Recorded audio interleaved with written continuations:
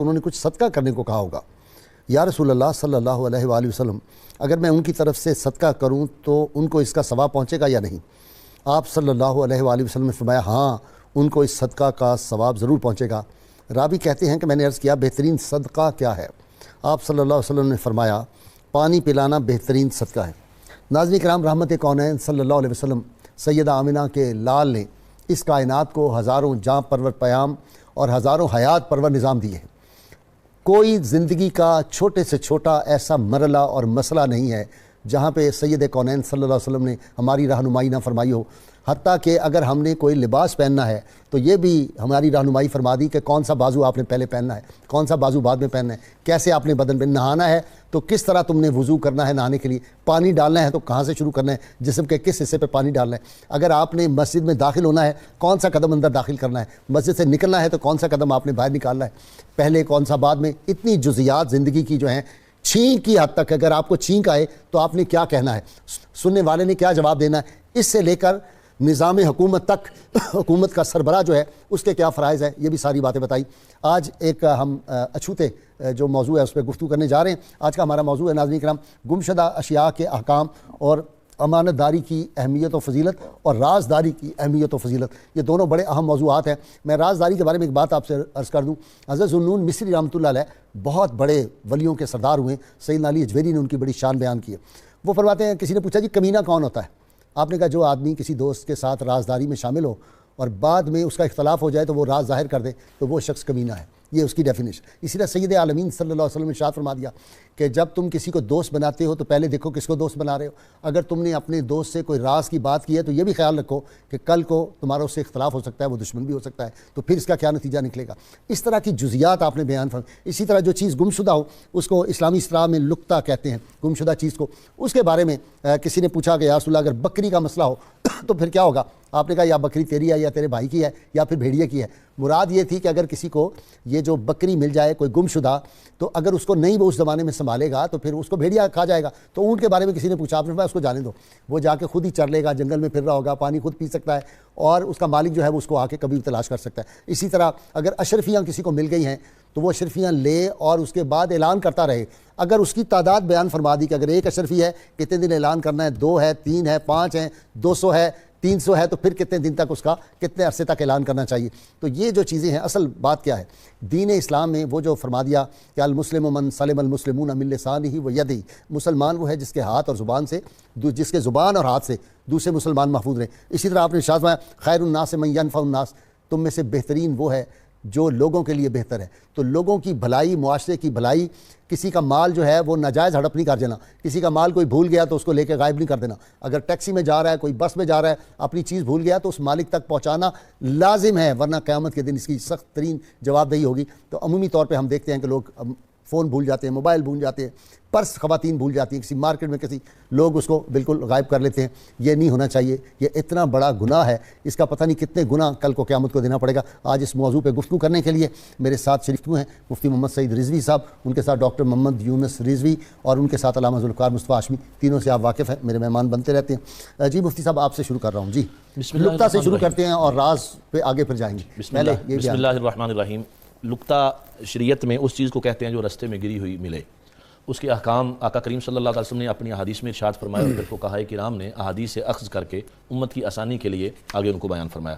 2 احادیث آپ نے انٹرو میں ان کی طرف اشارہ کیا. ایک حدیث پاک میں عرض کرتا ہوں کہ رسول کریم صلی اللہ تعالیٰ علیہ وآلہ وبارک وسلم آپ نے فرمایا کہ جو بندہ گم شدہ چیز اٹھائے اور اس کا ارادہ اس کی تشہیر کرنے کا نہ ہو، یعنی اس کے مالک تک پہنچانے کا اس کا ارادہ نہ ہو، فرمایا وہ خود گمراہ ہے.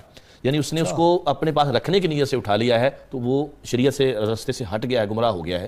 یعنی اٹھائی ہے چیز اگر تو اب اس حدیث کی شرح میں محدثین اور شارحین نے اور فقہاء نے جو بیان کیا کہ اٹھائی ہے تو اس نظریے سے اٹھائے کہ اب میں اس کی تشہیر کروں گا اور اس کے مالک تک پہنچانے کی کوشش کروں گا. تو آپ ابھی فرما رہے تھے تو 1 سال تک کا وقت لکھا ہے علماء نے. 1 سال تک اس کی مختلف طریقوں سے جو ممکنہ ذرائع ہوں ان پر اس کی تشہیر کرتا رہے تاکہ وہ مالک تک پہنچ جائے. اصل میں رسول کریم صلی اللہ تعالیٰ علیہ وسلم اس میں امت کی رہنمائی اس انداز سے فرما رہے ہیں. آپ نے بھی فرمایا کہ اسلام کا ایک اخلاقی نظام ہے جو حضور نے ہم کو عطا فرمایا. تو اسلام یہ چاہتا ہے کہ اپنا مال کسی کو کھانے نہ دو اور کسی کا کھاؤ نہ. کیا ہے ولا ضرر ولا ضرار فی الاسلام. اسلام میں یعنی یہ دونوں چیزیں، نہ تو خود کسی سے ضرر اٹھاؤ نہ کسی کو ضرر پہنچاؤ. اب کسی کا مال گر گیا رستے میں کوئی, جیسے آپ نے کہا مختلف مقامات پہ چیزیں رہ جاتی ہیں, انسان ہے بھول جاتا ہے, تو اب کسی کو مل گیا ہے تو اس کا یہ مطلب نہیں کہ وہ اس کے لیے حلال ہے, اب اس کو وہ کھا لے, خرچ کر لے, اپنے استعمال میں لے آئے. اسلام یہ کہتا ہے کہ خیر خواہی کیا ہے مومن کے لیے, کہ وہ اس کے مالک کو تلاش کرے, جہاں تک ممکن ہو سکے کرے, اور اگر بندے کی نیت اچھی ہو تو اس نظریے سے اس کو تلاش کرنے میں اللہ تبارک و تعالیٰ اس کی مدد بھی فرماتا ہے. اب بعض بندے مال ان کو مل جاتا ہے تو وہ چونکہ نیتاً دینا نہیں چاہتے تو وہ تشہیر بھی ایسے برائے نام سے کرتے ہیں. وہ پنجابی کی مثال ہے, وہ بندے کو کسی کی مرغی مل گئی تو اب اس نے کھانی تھی تو اس نے کہا کہ یار اس کو بھی تشہیر بھی کرنی چاہیے, وہ چوک میں کھڑا ہو کر زور سے کہتا کسی کی مرغی, تو یعنی وہ کسی کو پتہ ہی نہیں چلا کہ اس کی چیز کیا ہے.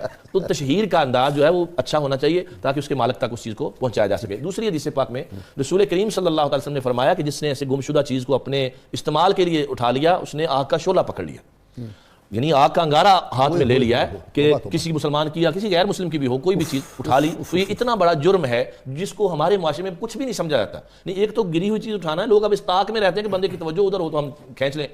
اب آج سوشل میڈیا پہ ایسی ویڈیوز آ رہی ہیں, موبائل کی دکان پہ جاتے ہیں, وہ ہزاروں روپے کے موبائل اس کے ریک میں سامنے لگے ہوتے ہیں, اسے وہ پیچھے والا موبائل دکھاؤ, وہ بیچارہ جیسے منہ پیچھے کرتا ہے وہ نیچے سے نکال لیتے ہیں. کئی ایسی چیزیں ہم دیکھ رہے ہیں. خیر یہ تو ایک چوری ہو گئی, یعنی چوری مطلب مقصد ہے کہ دوسرے کا حق کھانا ہے, یعنی چوری تو زیادہ بڑا جرم بن گیا. یہ تو ہے کہ چیز راستے میں پڑی ہوئی ہے, کوئی بھول گیا ہے, مسجد میں ہے. لیکن ڈاکٹر صاحب آپ کو میں ایک بہت ایمان افروز بات سناتا ہوں. میں گیا تھا اور یہاں پہ بخارا, تاشقند اور سمرقند کے کمال ہو گیا, ہم ایک مسجد میں گئے نماز پڑھنے کے لیے, تو وہاں ہمارے ایک ساتھی نے نا موبائل اٹھایا اور کچھ 7 روپے تھے, کچھ ہوگا 5-10 لاکھ روپیہ, ان کا 10 لاکھ روپے اتنے نوٹ تھے, وہ لے کے آیا اور مجھے آ کے کہتا ہے کہ جی وہ امام صاحب کو بتا دیں یہ وضو والی جگہ پہ پڑے تھے. میں نے جا کے امام سے بات کی, بیچ میں انٹرپریٹر ایک مل گیا جو انگریزی جانتا تھا, تو اس نے کہا جہاں سے لیے وہیں رکھ دے. میں نے کہا جی کیوں؟ انہوں نے کہا یہاں رواج یہ ہے کہ جب آدمی وضو کرتا ہے تو وہ وہیں چیزیں رکھاتا ہے, پیسے, موبائل وغیرہ, جاتے ہوئے کوئی نہیں اٹھاتا یہاں پہ. پھر ہم نے یہ تجربہ کیا جی, وہاں آپ کوئی چیز رکھائیں, جوتے آپ کے پڑے ہیں, جب آپ واپس آئیں گے تو جوتے وہ بالکل سیدھے کر کے رکھے ہوئے ہوں گے, صاف کر کے رکھے ہوں گے, چیز آپ کی جہاں پڑی ہے, پیسے ہیں, موبائل ہے, کسی نے ہاتھ نہیں لگانا قیمتی موبائل. یہ اس قوم کی تربیت ہوئی ہے, کمال ہے وہاں پہ. اور شرعی طریقہ بھی یہی ہے نا جی کہ اگر آپ کو یہ یہاں ذرا رکھ کے دیکھیں, تجربہ کریں نا آپ کسی جگہ. شریعت میں بھی یہی چیز ہے کہ اگر کوئی چیز پڑی ہے ایسی اور آپ کو یقین ہے کہ کوئی یہاں اٹھانے والا جس کی ہے وہ لے جائے گا, تو آپ نہ اٹھائیں اس کو. ہاں کوئی چیز خراب ہونے والی ہے, یا جس طرح بھی آپ بکری والی حدیث سنا رہے تھے, یا پھل ہے جی, پھل ضائع ہو والی چیز ہے جی, ایسی چیزیں اٹھائی جائیں. اور جس چیز کا یہ آپ کو یقین ہے کہ وہ بندہ آ جائے گا تو بہتر یہی ہے کہ اس کو نہ اٹھایا جائے تاکہ آنے والے کو دشواری نہ ہو. ویسے ریڑھی سے اٹھا کے کھا لے اور کہے جی یہ خراب ہونے والی ہے.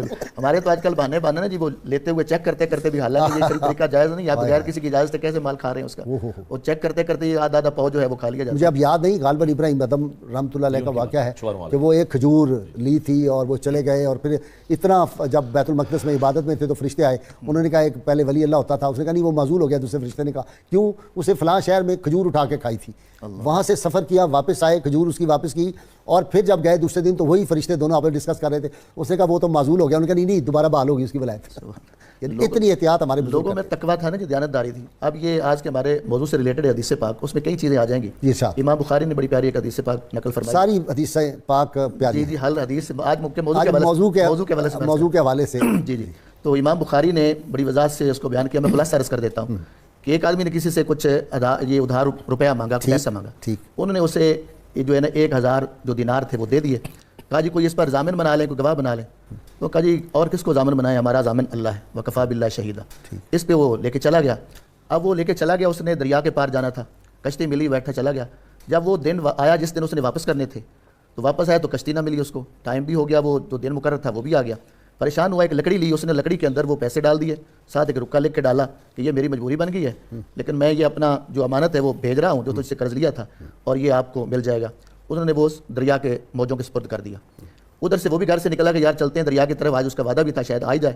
دریا کے قریب پہنچے تو وہ لکڑی ادھر اس نے چلتی ہوئی دیکھی, وہ اٹھائی نا کہ چلو گھر لے چلتے ہیں. جب گھر جا کے اس کو پھاڑا توڑا تو بیچ میں سے وہ پیسے بھی نکلے اور وہ روپیہ بھی کے ساتھ ساتھ وہ رکا بھی نکلا. دیکھ کے وہ حیران ہو گیا کہ یار یہ کیسے پانی کے اندر اکیلی لکڑی اور میرے سارے پیسے, اور اس کا یہ خیر اس بڑا خوش بھی ہوا, رکھ لیا. تھوڑے دنوں کے بعد وہ خود آ گیا اور وہ پیسے لیے ہوئے وہاں پہنچ گیا.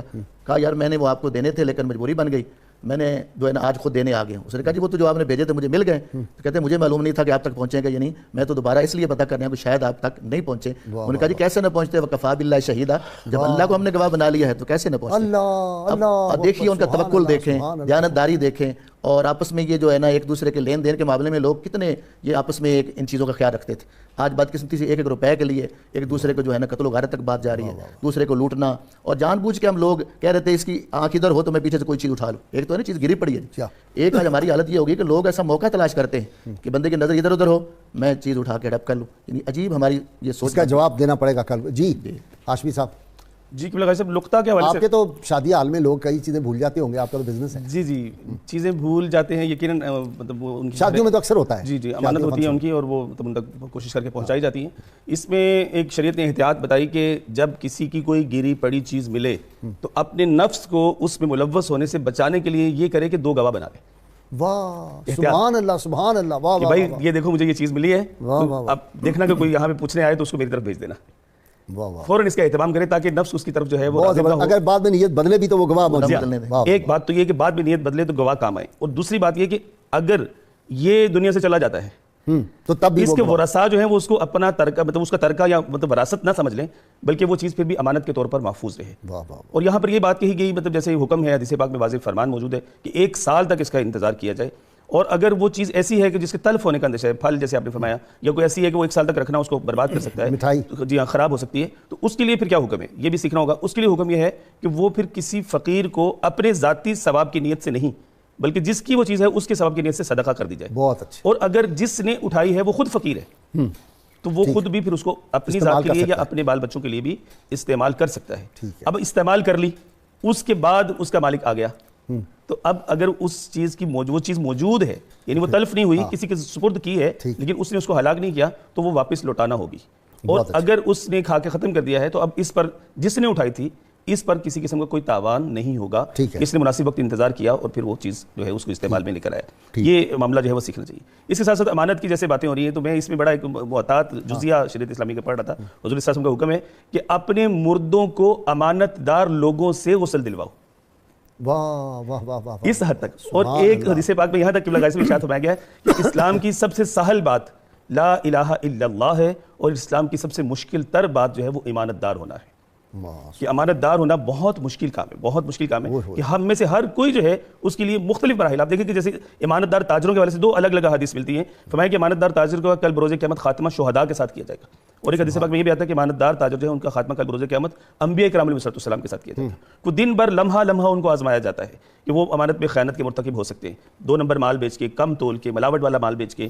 ہاشمی صاحب اگر یہ بھی بندہ تصور کر لے کہ یہ مثلا کسی کی چیز مل گئی, پیسے مل گئے, گھڑی مل گئی, موبائل مل گیا, کوئی قیمتی چیز مل گئی, تو جب اس کو نفس اس کا یا کچھ گمراہ ہے تو وہ سوچے کہ یہ شیطان مجھ سے کروا رہا ہے, تو میں اعوذ پڑھے اور ساتھ کہے کہ بھئی یہ شیطان کا حملہ مجھ پہ ہو رہا ہے, یہ مجھے اعوذ باللہ پڑھ کے, اور سمجھے کہ نہیں یہ تو چیز میں اس کو پہنچاؤں کسی کو, جو بھی کسی کی ہے. جی ہاں کیوں لگا صاحب, یہ تو تربیت کی بات ہے نا, ورنہ ہمارے یہاں تو عرف دیکھیں نا, معاشرت, ہمارے سعید رضوی صاحب بھی بات کر رہے تھے جیسے کہ ہمارے یہاں جی ہاں اعلان والا معاملہ, تو اس طرح کی ایک اور بھی بات ہمارے یہاں بڑی معروف ہے. وہ کہتے ہیں کہ لبی چیز خدا دی نہ تیلے دی نہ پا دی, بس جیب میں ڈالا اور اس کو کھایا پیا اور فارغ کر دیا. تو اس طرح کی مطلب معاشرت ہمارے یہاں معروف ہے, لیکن یہ تربیت کا فقدان ہے کہ جب میں ابھی بچہ تھا 5ویں 6ٹی کا تھا, تو ہماری مسجد جو تھی اس میں گھڑی چوری ہو گئی, چور بعد میں پکڑا گیا, تو اس کو چور کو پوچھا تو اس نے کہا جی کہ اللہ کے گھر سے لیے, میں نے تو اللہ سے لیے, کسی بندے سے تو نہیں لی, میں اور کس سے لیتا. اب یہ بھی ایک طریقہ ہوتا ہے کہ یہ اللہ کے گھر سے لی, مسجدوں سے بھی اٹھا لیتے ہیں. اور جوتے تو اکثر آپ کو پتہ ہی ہے ہر جگہ چلتا ہے. یہی مسلم ٹاؤن میں جمعہ پڑھانے گیا تھا, دوسرے جمعے گیا تو وہ اچھا جوتا تھا, وہ جوتا غائب ہو گیا اس نے, تو کیمرے لگے ہوئے تھے, تو کیمرے سے دیکھا کہ بھئی وہ بندہ جوتا وہاں سے اٹھا رہا ہے, اپنا وہاں پرانا رکھ رہا ہے, دوسرا اس خانے سے اٹھا رہا ہے فلاں. تو یہ تو عام ہوتا ہے. آپ اس پر بھی ایک حکم شرعی جو ہے میں آپ کو عرض کیے دیتا ہوں کہ اگر آپ کو یہ یقین ہے کہ یہ جو جوتا پڑا ہوا ہے میرے جوتے کے بدلے میں رکھا گیا ہے, تو پھر آپ وہ جوتا استعمال کر سکتے ہیں. مفتی صاحب کے مشکل سوال پوچھنے لگا ہوں. مسجد نبی شریف میں لوگ باہر جوتے اتار جاتے ہیں, پڑے ہوتے ہیں, وہ آتے ہیں اٹھا کے بولے, تو لوگ جب باہر نکلتے ہیں تو وہ کوئی بھی جوتا پہن لیتے ہیں. یہ درست نہیں ہے, شرعی طور پر یہ درست نہیں ہے ایسے کرنا. جو مطلب جس کا ملا وہ پہن لیا, یہ درست نہیں ہے. اس لیے بہتر ہے کہ اپنا جوتے کو اپنی حفاظت سے رکھیں, یا یہ ہے کہ باہر نہیں, وہ تو غائب ہوتا ہی ہوتا ہے, وہ کسی قسمت والے کے بچے تو بچے. اچھا نہیں, اس کے بڑے طریقے ہیں وہاں بچانے کے. ہاں جی, ایک طریقہ بڑا آسان سا ہے ناظرین کے لیے بھی, کہ آپ جہاں رکھتے ہیں نا, 1 پاؤں 1 نمبر کھانے میں رکھ دیں, دوسرا 5ویں 7ویں نمبر پہ جا کے رکھ دیں, 1 پاؤں کو کوئی بھی نہیں اٹھاتا, 1 پاؤں بھی غائب ہو جاتا ہے. یہ بھی ہم نے, اب یہ پھر ایسا یہ منہ میں بلوا ہے جی, اب اس پر اٹھا کے باہر پھینک دیتے ہیں. میرا خیال ہے جو عام چپل ہوتی ہے نا وہاں, اس کی حد تک ٹھیک ہے, کیونکہ وہاں ایک رواج ہے, لوگ گھروں سے آتے ہیں عام چپل پہن کے ادھر پھینک دی. اندر گئے باہر آئے جو چپلیں سارے پڑی. اس میں یہ ہو سکتا ہے جیسے بھی ہاشمی صاحب بیان فرما رہے تھے نا جی کہ آپ اپنا جو جوتا ہے اس سے کم قیمت والا اس کے بدلے میں لیں تو چلو یہ بات کسی حد تک قابل قبول ہو سکتی ہے. اس سے اچھا یا افضل نہ لیں. لوگ وہاں سے مدینہ شریف کا تورک سمجھ کے اچھی سی جوتیاں اٹھا کے لے آتے ہیں. نہیں آپ دیکھ رہی وہاں وہ ہر نماز کے بعد کتنے جوتے اٹھا کے باہر جا کے پھینکتے. اور اب مجھے پتہ چلا وہاں کوئی مارکیٹ ہے باہر, اچھا جی, مدینہ منورہ میں, وہاں یہ سب جا چیزیں بکتی ہیں وہاں پہ. اچھا جی, اب بات آ جائیں اسی پہ جو ابھی ہمارا ذکر چل رہا تھا. نبی کریم صلی اللہ علیہ وسلم کے ایک صحابی ہیں حضرت سیدنا ابو دجانہ رضی اللہ تعالیٰ عنہ, ان کا ذکر پاک, بڑے مجاہد پہلوان تھے. غرور ہر ایک کا اللہ کو ناپسند ہے, لیکن ابو دجانہ کا جو آج ہے یہ اللہ کو بہت پسند ہے. لال کپڑا سر پہ پہنا ہوا, ایسے پہلوانوں کی طرح پورا نقشہ ماشاءاللہ کھول کے سامنے رکھ دیا. تو وہ ان کا معمول یہ تھا کہ نماز فجر کے بعد آقا کریم صلی اللہ علیہ وسلم کا درس مبارک سنے بغیر عجلت میں تشریف لے جاتے تھے. سرکار علیہ السلام نے پوچھا کہ آپ نماز کے بعد جلدی چلے جاتے ہیں, آپ کا دعا مانگنے کا وقت ہوتا ہے تو آپ ہمارے ساتھ دعا میں شامل نہیں ہوتے. تو دل نہیں کرتا, کہا حضور دل بہت کرتا ہے, مجبوری ہے جس وجہ سے میں جاتا ہوں. تو پوچھا کہ مجبوری کیا ہے؟ اس کہ ہمارا جو گھر ہے اس کی دیوار کے ساتھ دوسری طرف ایک یہودی کا گھر ہے, اور اس کے گھر میں کھجور کا ایک درخت تو وہ اونچا ہے, تو رات جب ہوا چلتی ہے تو اس کی کچھ کھجوریں جو ہیں وہ میرے گھر میں گر جاتی ہیں. تو میں نماز فجر پڑھ کے فوراً جا کے اس کی کھجوریں اکٹھی کر کے اس کو دے دیتا ہوں بچوں کے اٹھنے سے پہلے. اللہ ہائے ہائے کہ کوئی بچہ تو درجہ کی دیانت, کہ اس کی کھجوریں جو ہوا سے گری ہیں میرے گھر میں گر گئی ہیں, وہ بھی اٹھا کر بچوں کے بیدار ہونے سے پہلے. یعنی دیکھیے اس کے لیے اہتمام کتنا ہے. سبحان اللہ. کہ حضور کا درس سنے بغیر آنا اور حضور کی دعا میں شامل نہ ہونا, یہ تو صحابہ سے متصور نہیں ہو سکتا. مجبوری یہ تھی کہ وہ جو حضور نے تربیت فرمائی اس پہ عامل کتنے تھے کہ بچہ تو بچہ ہے, وہ تو اٹھا کے کھا لے گا بچہ, اور بھوک بھی لگی ہوتی ہے صبح جب بچہ سو کے اٹھتا ہے. تو بچوں کے بیدار ہونے سے پہلے وہ ساری کھجوریں اکٹھی کر کے اس کے دروازے پہ دستک دے کے اس کو دیتے کہ بھائی یہ تمہاری کھجوریں ہیں, یہ ہمارے لیے جائز نہیں ہے. اب اس سے آگے جو حالانکہ شرعی مسئلہ تو یہ ہے اگر آپ کی طرف کوئی چیز گر گئی ہے, درخت اس درمیان ہے, تو آپ استعمال کر سکتے ہیں. یہ میں نے شرعی مسئلہ پڑھا ہے. جی بالکل. اچھا اس کے بعد ہوا کیا؟ اب جب یہ حضور کے سامنے بات کی تو حضرت سرکار سیدنا صدیق اکبر رضی اللہ تعالیٰ عنہ گئے اور اس یہودی سے وہ کھجور کا درخت خرید لیا جا کے. کہا کہ ہمارے بھائی کو یہ مشکل پیش آتی ہے, رہا ادھر ہی, اب کھجوریں ان کی ہو گئی. تو یعنی دیانت کا جو سبق رسول پاک صلی اللہ علیہ وسلم نے پڑھایا, اور اس میں یہ ساری چیزیں رزق حلال بھی آ گیا, بچوں کی تربیت بھی آ گئی, اخلاقیات بھی آ گئی, ایک عمل سے کتنی چیزیں انہوں نے ہمیں بتا دی. مجھے بریک لینی ہے جی. ناظرین کرام, درود پاک سننے کے لیے بہت مختصر وقفہ, ہمارے ساتھ رہیے گا اور یہ گفتگو ہماری جاری رہے گی. اللہم صلی علی سیدنا و مولانا محمد وعلى سيدنا علي وسيدتنا فاطمة وسيدتنا زينب وسيدنا حسن وسيدنا حسين وعلى آله وصحبه وبارك وسلم. اللهم صل على سيدنا ومولانا محمد وعلى سيدنا علي وسيدتنا فاطمة وسيدتنا زينب وسيدنا حسن وسيدنا حسين وعلى آله وصحبه وبارك وسلم. اللهم صل على سيدنا ومولانا محمد. ویلکم بیک ناظرین کرام. ناظرین کرام, بہت دلچسپ ہے واقعہ کہ اللہ کریم نے ایک مرتبہ جبریل امین سے پوچھا, جبریل اگر میں تجھے انسان بناتا تو کیا کرتا؟ جبریل امین نے عرض کیا, بار الہ آپ کو تو سب پتہ ہے اگر آپ مجھے انسان بناتے تو میں کیا کرتا. کہا نہیں لوگوں کے لیے بتاؤ تم کیا کرتے. تو جبریل امین نے عرض کیا, اللہ کریم اگر تو مجھے انسان بناتا تو میں پیاسوں کو پانی پلاتا, بھوکوں کو کھانا کھلاتا, اور لوگوں کی عیب پوشی کرتا, ان کے عیبوں پہ پردہ ڈالتا. اللہ کی فرمایا, جبریل میں نے تمہیں اسی لیے فرشتوں کا سردار بنایا ہے, مجھے معلوم تھا تمہاری اس بات کا. ناظرین کرام, رازداری کی بھی اہمیت اور فضیلت کیا ہے, اس کے ساتھ ساتھ جو آج کا ہمارا موضوع ہے گمشدہ اشیاء کا, یہ بھی ہمارے آج کے ٹاپک کا حصہ ہے. جی مفتی صاحب, یہ رازداری, ہم تو رازداری کی تلاش میں ہوتے ہیں کہ اس کا پتہ کریں مفتی صاحب جو ہیں یہ کیا, کدھر گئے تھے, کہاں سے آئے تھے, مفتی صاحب کے پاس گاڑی کہاں سے آ گئی ہے, کیسے ہوا ہے. یہ قبلہ غازی صاحب, یہ بڑی انتہائی اہمیت کی حامل ہے یہ بات جو ابھی فرما رہے ہیں, اور اس سے بڑی تباہی ہو رہی ہے معاشرے, بہت زیادہ نقصانات ہو رہے ہیں ہمارے.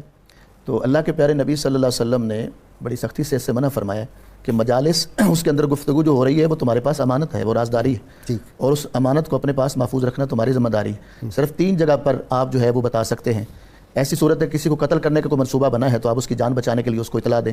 کسی کو بے آبرو کرنے کا کوئی منصوبہ ہے تو اس کو اطلاع کریں.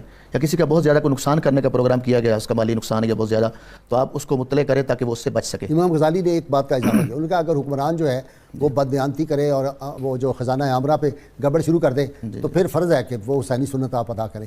یزید جو ہے وہ خزانہ عامرہ پہ اپنا سارا لٹا رہا تھا اور سارا کچھ کر رہا تھا. پھر حالات کے مطابق یہ تو نکلنا پڑتا ہے. جی. تو اس حدیث پاک سے اب واضح ہو گیا کہ مجلس کے اندر کوئی بھی گفتگو ہوئی ہے, آپ کے سامنے کوئی مشورہ ہوا ہے, کوئی پروگرام طے ہوا ہے, تو آپ کی ذمہ داری آپ اس کو محفوظ رکھیں اور بغیر ضرورت کے دوسرے تک نہ پہنچائیں. اور ویسے بھی نبی کریم صلی اللہ علیہ وسلم کا بڑا واضح فرمان ہے کہ دوسرے پہ اس کے جو عیبوں پہ پردہ ڈالنا یہ اللہ کو بہت زیادہ پسند ہے. صحیح. سرکار کا فرمان ہے کہ من ساتارہ مسلمن ساتارہ اللہ یوم القیامہ, کہ جس نے مسلمان کے کسی عیب پر پردہ ڈالا کل قیامت والے دن اللہ تعالیٰ اس کے گناہوں پہ پردہ ڈالے گا. سبحان اللہ. تو اس لیے اگر کوئی ایسی بات ہوئی ہے جس میں کسی کی توہین ہے, کوئی کسی کی انسلٹ ہے, تو آپ اس کو جو ہے نا اس کو چھپائیں.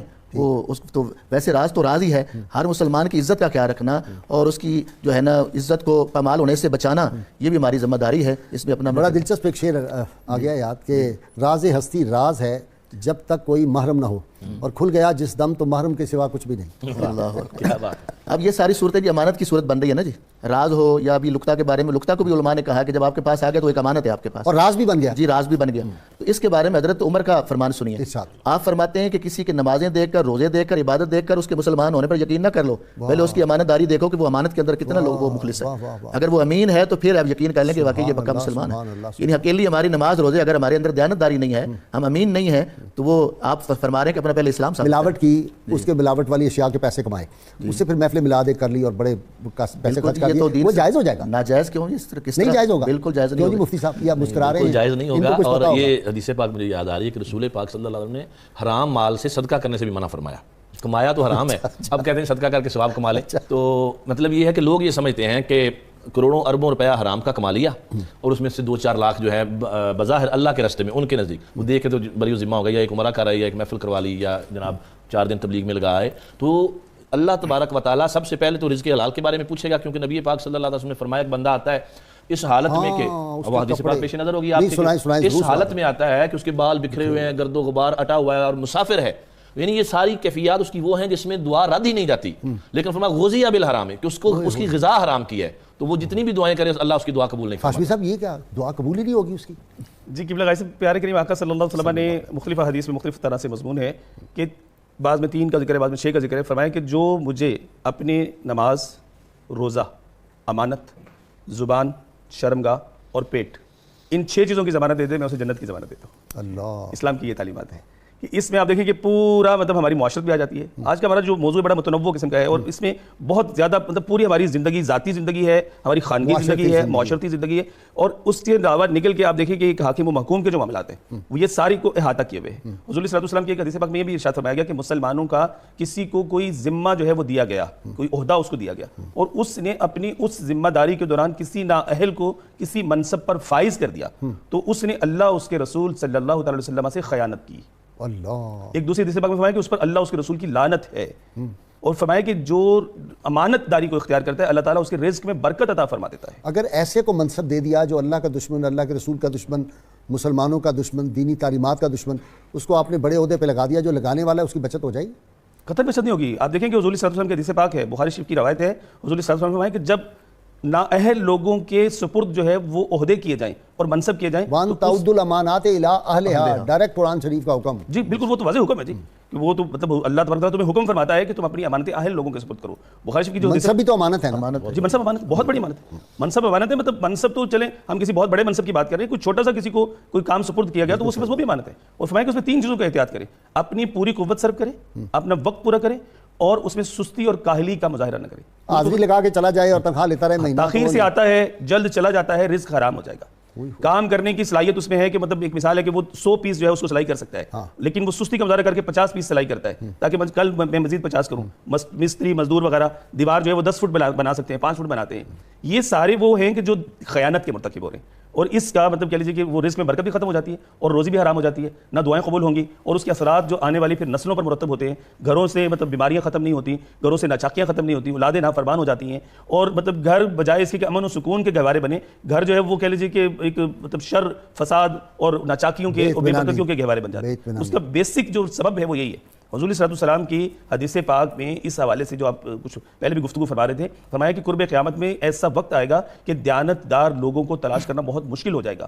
ایک شخص کو لوگ بستی میں یہ جانیں گے کہ یہ بہت زیادہ دیانتدار ہے اور بہت زیادہ پرہیزگار اور عابد و زاہد ہے، اور لوگ اس کی تعریف کریں گے، لیکن حضور صلی اللہ علیہ وسلم فرماتے ہیں کہ اس کے پاس رائی کے دانے کے برابر بھی دیانت موجود نہیں ہوگی، کہ وہ مطلب ظاہری طور پہ تو اپنے اوپر عبادت جو ہے وہ اسلام کا اور مطلب زہد و تقویٰ کا اوڑے بھی ہوگا، لیکن اندر سے دیانت ختم ہو چکی ہوگی۔ آج آپ دیکھیے کہ یہی صورتحال ہے، ہم لوگ مطلب اپنے جو ظاہری ہماری بود و باش ہوتی ہے اس کو ہم ایک نمونے کے طور پہ لوگوں کے سامنے پیش کر کے اور لوگوں کی جیبوں پہ چھری چلا رہے ہوتے ہیں۔ سیدنا عمر فاروق رضی اللہ تعالیٰ عنہ، ایک بندہ بیٹھا ہوا ہے مسجد نبوی شریف میں، آپ خلیفہ وقت ہیں، تو وہ ایسے کر کے بظاہر لگ رہا ہے کہ بہت زیادہ مراقبے میں گیا ہوا ہے فلاں، آپ نے کہا نماز پڑھ لی ہے نا، آپ یہ گھر جا کے اپنا جو تقویٰ ہے اس کو اظہار گھر کے اندر جا کرو، اٹھو یہاں سے، یہ لوگوں کو تم دکھا رہے ہو کہ تم بہت زیادہ یہاں پہ مراقبے ہوئے ہو۔ یعنی اسلام تو اوریجنیلٹی چاہتا ہے، اخلاص چاہتا ہے، خیر الناس من ینفع الناس، تم میں سے بہتر وہ ہے جو دوسروں کو نفع پہنچائے۔ اور سرکار کا فرمان ہے کہ اس وقت تک میری امت خیر پر رہے گی جب تک یہ امانت کو مال غنیمت نہیں سمجھیں گے، اور اسی طرح صدقے کو یہ تاوان اور چٹی نہیں سمجھیں وہ گے۔ کیا ہے، اما ما ینفع الناس فیمکث فی الارض، جی جو لوگوں کے لیے نفع بخش ہوتا ہے ہم اس کو زمین میں استحکام عطا کر دیتے ہیں۔ استحکام عطا فرماتے ہیں۔ یہ اس کا پتہ چل دیکھیں، یہ حدیثیں ہماری وضاحت کر رہی ہیں کہ اگر کسی کو آپ پیاسے کو پانی پلایا جا رہا ہے تو اس کے بدلے جنت مل رہی ہے، ایسا ہی ہے۔ تو یہ اسلام کا بلی کو بھوکا مارا جا رہا ہے تو جہنم میں ڈالا جا رہا ہے۔ تو یہ ہمارا پورا دین جو ہے پوری زندگی پہ محیط ہے جی۔ تو یہ پھر گم شدہ چیز جو ہے وہ چاہے چھوٹی ملے یا بڑی ملے، جو اس کے مالک کو پہنچانا آپ کا فرض ہے۔ اس اور میں علامہ سرخسی نے تھوڑی سی وضاحت کی ہے مدت اور اس کی جو ہے نا کتنے کے مطلب تعداد، اس کے بارے میں آپ فرماتے ہیں کہ اگر وہ اتنی ہے کہ 10 درہم سے زیادہ ہے، 10 درہم یا اس سے زیادہ ہے، تو پھر تو اس کو ایک سال پورا اس کی تشہیر کرنی چاہیے اگر وہ خراب ہونے والی نہیں ہے چیز۔ اور اگر اس سے کم ہے، مثلا 9 درہم تک ہے، تو پھر آپ اس طرح کریں کم سے کم مہینہ اس کی تشہیر کریں۔ اگر اس سے بھی کم ہے، 3 درہم تک ہے، تو پھر فرماتے ہیں کم سے کم 1 ہفتہ، اور اگر اس سے بھی کم ہے تو پھر مخصوص کچھ اعلان کیا جائے۔ اور بہت جس طرح پیسہ روپیہ آج کل ہمارا 1 دلہ ہے، تو وہ اگر ملا ہے آپ کو دائیں بائیں دیکھے کوئی نہیں ملا تو کسی فقیر کے ہاتھ پہ رکھ دیں۔ یعنی یہ چیز اس کو مقدار پر بھی ہے نا کہ کتنی بڑی چیز ہے، آپ کی نیت صاف ہونی چاہیے۔ بڑی چیز ہے تو اس کے لیے زیادہ انما الاعمال بالنیات، اصل بنیاد تو یہ ہے۔ دین اسے دین تو اسی حدیث میں آ گیا، جیسے وہ محدثین نے کہا ہے، وہ بڑی امپورٹنٹ بات ہے۔ بے شک بے شک۔ وہ واقعہ بہت دلچسپ ہے کہ ایک آدمی آیا، اس نے آ کے اسلام قبول کیا، دیہاتی تھا سادہ، تو آپ صلی اللہ علیہ وسلم کا معمول وار یہ بھی تھا کہ صحابہ کی ڈیوٹی لگاتے تھے کہ آپ اس کو تبلیغ کریں اور اس کو دین کے احکام سکھائیں۔ تو سیدنا علی مرتضیٰ کی ڈیوٹی لگی اور انہوں نے اس جو بدو تھا دیہاتی، اس کو کہا کہ پہلا درس یہ ہے، کلمہ شریف تو پڑھ لیا تھا اس نے نبی صلی اللہ علیہ وسلم کے پاس، انما الاعمال بالنیات، اور کچھ اور اعمال بتائے۔ کافی دن گزر گئے تو آپ صلی اللہ علیہ وسلم نے پوچھا، علی آپ کے وہ شاگرد کا کیا حال ہے؟ ان کا یا رسول اللہ آئے نہیں، بس ایک ہی دن درس لیا اس کے بعد چلا گیا۔ تو حضرت علی رضی اللہ تعالیٰ باہر نکلے تو وہ مل گیا بازار میں۔ آپ نے کہا بھائی تم آئی نہیں پھر اگلا درس لینے؟ اس نے کہا انما الاعمال بالنیات پڑھنے کے بعد کسی اور درس کی ضرورت ہے۔ اللہ اکبر۔ اور امام بخاری نے اسی حدیث سے جی نمبر 1 پہ رکھا ہے، بالکل پہلے نمبر پہ اس حدیث کو رکھا ہے۔ اور واقعی اس کے اندر ایک معنی کا اور تربیت کا ایک جہان آباد ہے، جہان آباد ہے۔ ہر لمحے پہ آپ ہر کام کر رہے ہیں، آپ نماز پڑھ رہے ہیں تو اس میں بھی آپ کو ہونا چاہیے انما الاعمال بالنیات۔ شہید کے بارے میں وہ جو حدیث پاک ہے، شہید ہوگا سب سے پہلے اس کو جہنم میں ڈالا جائے گا، قاری قرآن آئے گا اس کو جہنم میں ڈالا جائے گا، سخی آئے گا اس کو جہنم میں ڈالا جائے گا، وہ کہا جائے گا بھائی تم تو یہ جن کے لیے کرتے تھے انہی سے جا کے تم لو، اس کا جو بھی افزانہ تمہیں ملنا ہے۔ ابھی وہ جو ہمارا موضوع چل رہا ہے، سے ایک اور حدیث پاک جو بخاری شریف میں ہے نا، بڑی طویل حدیث ہے، میں صرف اس کا آخری حصہ جو ہمارے اس موضوع سے مطابقت رکھتا ہے، وہ جو 3 دوست غار میں بند ہو گئے تھے، تو اس میں ایک جو بندہ تھا اس نے اپنے جو نیکی اللہ کریم کی بارگاہ میں عرض پیش کی تھی وہ یہ تھی کہ میں نے ایک بندہ ملازم رکھا تھا اپنے پاس، تو وہ چھوڑ کے چلا گیا بتائے بغیر ہی، تو اس کی کچھ اجرت کے چاول تھے جو میرے پاس رہتے تھے، کچھ کلو تھے یا جتنے بھی تھے۔ اچھا ہوا یہ کہ اب وہ کافی عرصے کے بعد بندہ آیا، تو اس نے کہا جی وہ میری اجرت رہتی تھی، اس نے کہا یہ جو بکریوں کا بھیڑوں کا ریوڑ ہے یہ سارا تیرا ہے، تو لے جا۔ اس نے کہا تو مذاق کر رہا ہے میرے ساتھ، میرے تو کچھ چاول تھے تھوڑے سے، تو یہ بکریاں اور یہ سارا کچھ مجھے دے رہا ہے۔ اس نے کہا یہ تیرے ہی ہیں۔ اس نے کہا جی کیسے؟ اس نے کہا جب تو چلا گیا تو یہ تیری امانت تھی، ہم نے ان کو کاشت کر دیا چاولوں کو، جب کاشت کیے تو پھر وہ زیادہ ہو گئے، پھر اور کاشت کیے اور زیادہ ہو گئے، پھر ان سے ہم نے یہ بکریاں بنائیں، تو یہ ساری تیری امانت ہے، اس میں سے ایک بھی میں نہیں لوں گا۔ تو وہ بندہ کہتا ہے یا اللہ تو جانتا ہے کہ وہ بندے نے سارا ریوڑ آگے لگایا اور لے کے چلا گیا، اور میں نے تیری رضا کے لیے اس کو یہ دے دیا تھا، تو میری یہ نیکی اگر تجھے پسند ہے تو پتھر ہٹا دے۔ تو اتنا کہنے کے لیے کہ پتھر راستے سے ہٹ گیا۔ تو اندازہ آپ فرمائیے کہ انہوں نے کتنی ایمانداری دکھائی کہ اس کا وہ 2-4 کلو چاول بھی رکھے رہ سکتے تھے، ان کو کاشت کر کے جو بڑھتا گیا، یہ نہیں کہا کہ تیرے تو وہی 2-4 کلو چاول ہیں جو اب اس سے کمایا وہ سارا ہمارا ہے، وہ سب کا سب اس کو دے دیا اور دیانتداری کا سبق دیا۔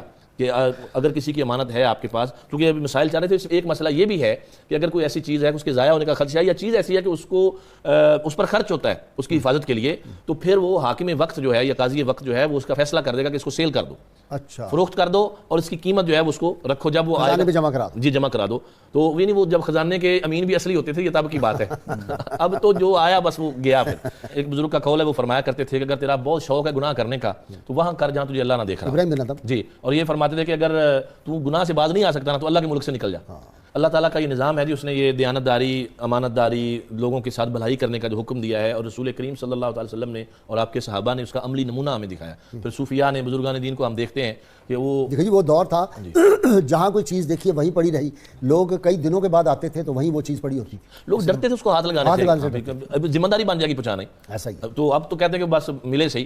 لیکن الحمدللہ اس دور میں بھی بڑے اچھے لوگ بھی ہیں. پچھلے دنوں آپ نے پڑھا ہوگا دبئی میں ہمارا پاکستانی ایک ٹیکسی ڈرائیور تھا، اس نے کوئی کروڑوں کی رقم تھی جو ٹیکسی میں کوئی بندہ بھول گیا، تو اس نے تلاش کر کے اس کو گھر تک جا کے پہنچائی. واہ واہ. اغیار تو پہلے ہی ہماری کردار کشی پہ تلے ہوئے. امریکہ میں بھی یہ ہوا ہے، امریکہ میں بھی ایک ٹیکسی ڈرائیور کا میں نے پڑھا کہ اس نے بھی جا کے تلاش کر کے اس بندے کو دیا. پچھلے دنوں یہاں کوئی پولیس کانسٹیبل کا بھی میں نے اس طرح کا پڑھا ہے واقعہ لاہور کا. تربیت کا قبلہ غازی صاحب ہے یہ معاملہ. غزوہ خیبر کا جو موقع ہے اور مسلمانوں کے پاس کھانے پینے کی اجناس اور مطلب زیادہ راہ بھی موجود نہیں ہے، یہاں تک ہے روایات میں کہ گھوڑے ذبح کرنے کا وقت آ گیا کہ گھوڑے ذبح کر کے اسے گزارا کیا جائے. تو ایک اس دوران جو ہے وہ یہودی نوجوان حضور صلی اللہ علیہ وسلم کی خدمت میں آ کر حاضر ہو کے مسلمان ہوتا ہے، اور اس کے پاس ایک بہت بڑا بکریوں کا ریوڑ ہے. ہاں خیبر میں. تو آپ حضور صلی اللہ علیہ وسلم فرماتے ہیں کہ یہ اپنے مالک کو واپس کر کے. بہت شکریہ ڈاکٹر صاحب آپ کا بھی، مفتی صاحب آپ کا شکریہ، علامہ صاحب آپ کا.